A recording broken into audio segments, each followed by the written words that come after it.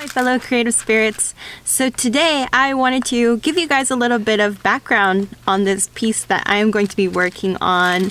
I've been inspired recently by a few different TV shows and films, one being Chernobyl, that's about the nuclear reactor incident. The other movie being Annihilation, which is a science fiction film depicting some sort of irradiated area that is very mysterious that is causing a whole bunch of problems. But I'm not going to go so much into the shows. I think that you guys should definitely watch them if this is a topic that you're interested in. I just want to talk about a few things that I found from actual real life that is very interesting about radiation. I wanted to do a little bit of research when doing this piece because I thought it would be fun to relay some of this information to you guys because I find it to be fascinating.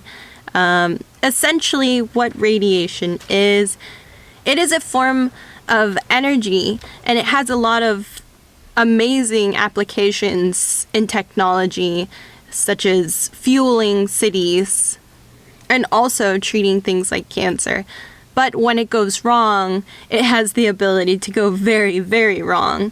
In Brazil, there was an abandoned hospital where some curious spectators decided to go in and they found this mysterious object that we now know was a radiotherapy machine that was abandoned. They took it home and cracked it open to find a beautiful blue radiant substance emanating from the core of this object. They decided to have friends and family over to take a look at it. They thought it was almost paranormal because of how it glowed. Little did they know that they were dosing themselves with deadly amounts of the radiation, with one woman even going so far as rubbing the radiation, the blue substance, onto her body and showing everyone how it would glow.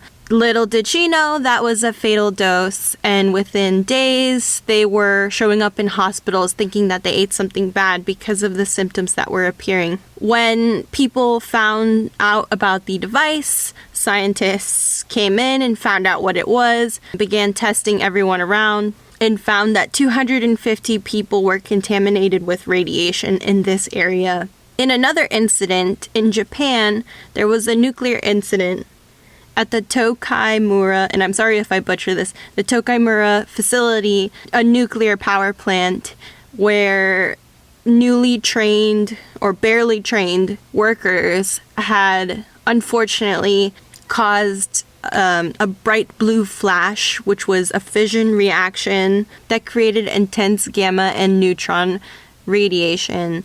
This dosed the people who were involved with deadly amounts of radiation. Shortly thereafter, they had a myriad of symptoms such as intense nausea, vomiting, pain, difficulty breathing. Shortly thereafter, because their DNA was so destroyed, their skin began to just fall off of their bodies.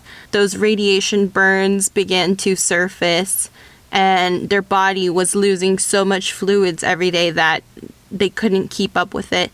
They actually ended up surviving for over a month despite this radiation exposure.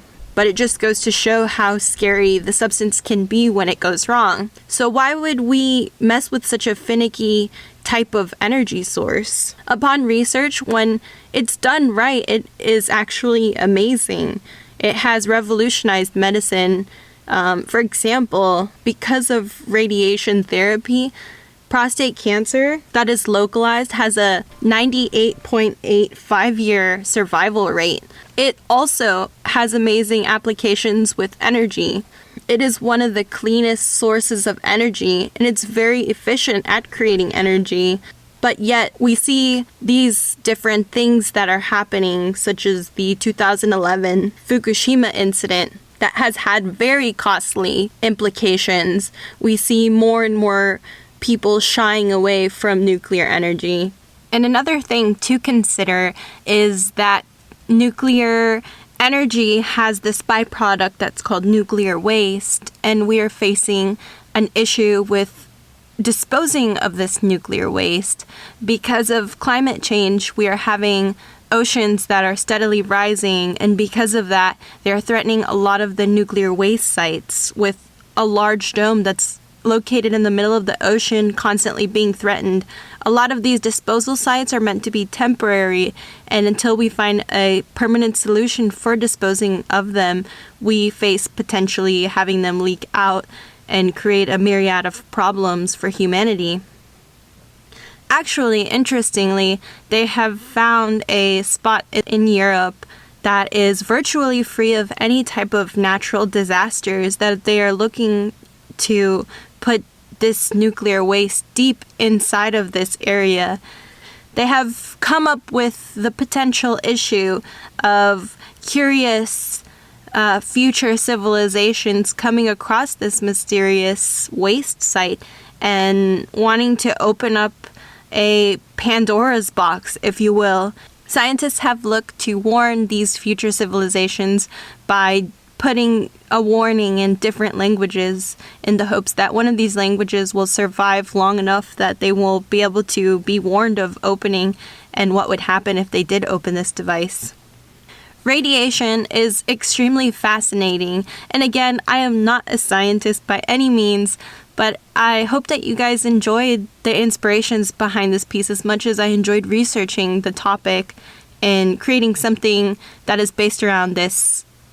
So that is essentially what my polymer clay sculpture is about.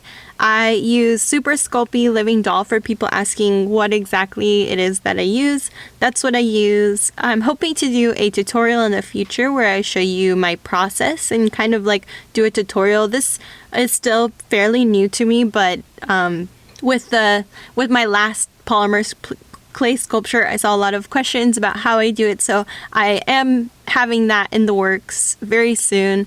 Thank you so much for watching.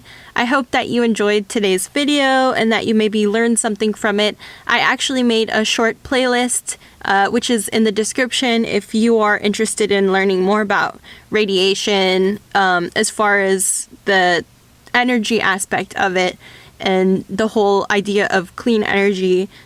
I'll pass a question off to you guys. What is something maybe in science that you find to be very interesting that you would like to be turned into a sculpture? I would love to do more research on any topic, really, and create a piece centered around it. And it can even be based off of a science fiction movie, because I find those to be equally as stunning and beautiful and inspiring. So I hope you guys enjoyed today's video. If you guys want to keep up with my works in progress, I post them on my Instagram at shoemakerart. So please feel free to follow me on there. If you liked videos like this, please do subscribe. And I will see you guys next time. Bye!